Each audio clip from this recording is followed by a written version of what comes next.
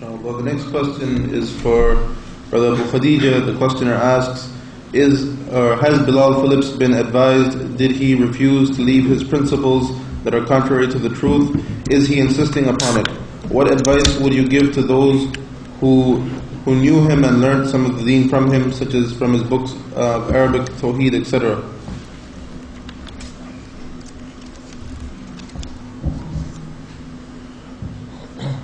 Alhamdulillah Rabbil Alameen, wassalatu wassalamu ala ashrafil mursaleen wa ala alihi wa sahbihi ajma'in. Then this topic with Bilaal Phillips has been covered in the main lecture.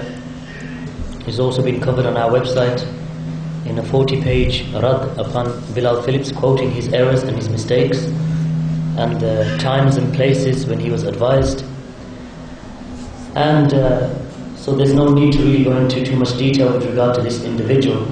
However, it must be said, with regard to him and others like him, that it is not, if one was to claim, or if he is claiming that he was not advised, then we say that, first of all, if a person commits a bid'ah or a sin which is open, then it is not a condition of the Sharia nor of the Sunnah that he be advised in private and his affair left alone up until he responds. As Shaykh al-Islam Ibn Taymiyyah rahimahullah ta'ala and other than him have mentioned.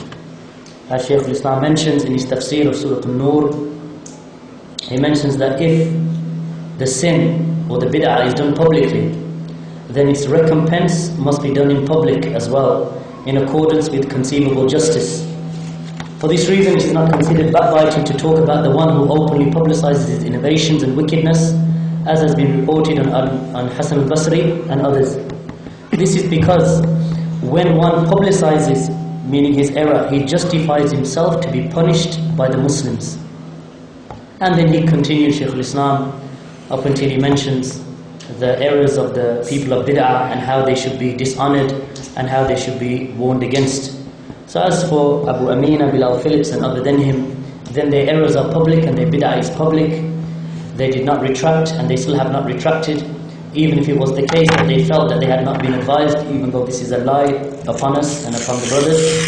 Even if this was not the case, then he has had over a year to retract from the time that we first advised him, and even from the time that he first felt that he was being attacked, and still to this day he has not retracted the matters that he had mentioned both in manhaj and in aqidah. From amongst the issues regarding to his errors, then with regard to his book Fundamentals of Tawheed, then he mentions in there, with regard to the rulers, he mentions that those who are able to correct them should be corrected, and as for the one who is not able, then at the very least he should openly speak out against their evil, and they should be hated for the sake of Allah. And this is what he mentions with regard to the average person, that this is his position towards the Muslim rulers. As for the position of the Salaf, like Ibn Mubarak, as he mentions, and Imam al-Lalakai mentions in his Sharh Usul Ittiqad Ahl Sunnah wal Jama'ah upon the Aqidah of Imam al-Bukhari, that Imam Bukhari mentions that Ibn Mubarak said, quoting on Fudail ibn Iyad, or Fudail ibn Iyad quoting on Ibn Mubarak, that we make dua for the Muslim rulers and for their rectification, and we do not make dua against them. Imam Barbahari in his Sharh Sunnah mentions that as for the person of Sunnah, Ahlul Sunnah, they make dua for the Muslim ruler. As for the Kharji and Ahlul Bid'ah, then they speak ill or they make dua against the Muslim ruler.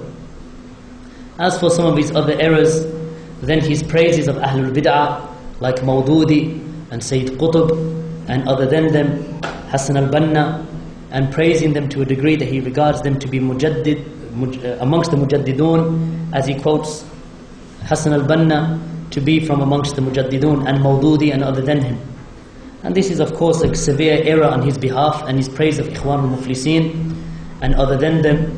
So he needs to retract from those statements, and this is not a matter of emotion, nor is it a matter of any personal hatred, and nor is it any matter of racism or tribalism or anything other than that.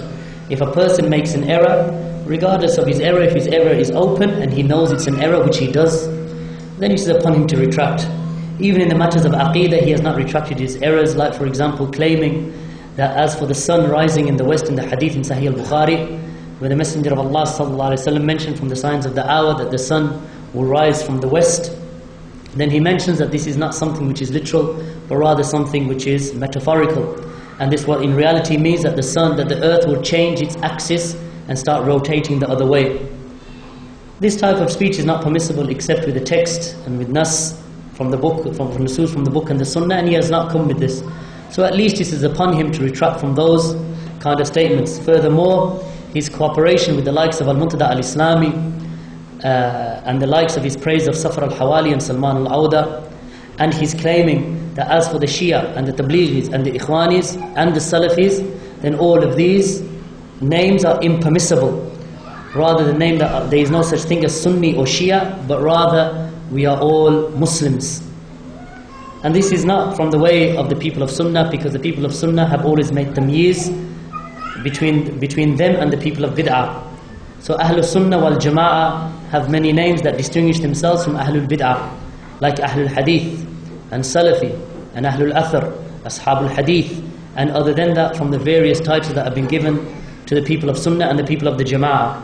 So it is upon the likes of Bilaal Phillips, without becoming emotional about this individual, who aslan is not an individual who should have been given the platform in the first place, as one of the brothers correctly pointed out up until recently, that it was not him who regarded himself to be a Salafi, but rather it was others who regarded him to be Salafi.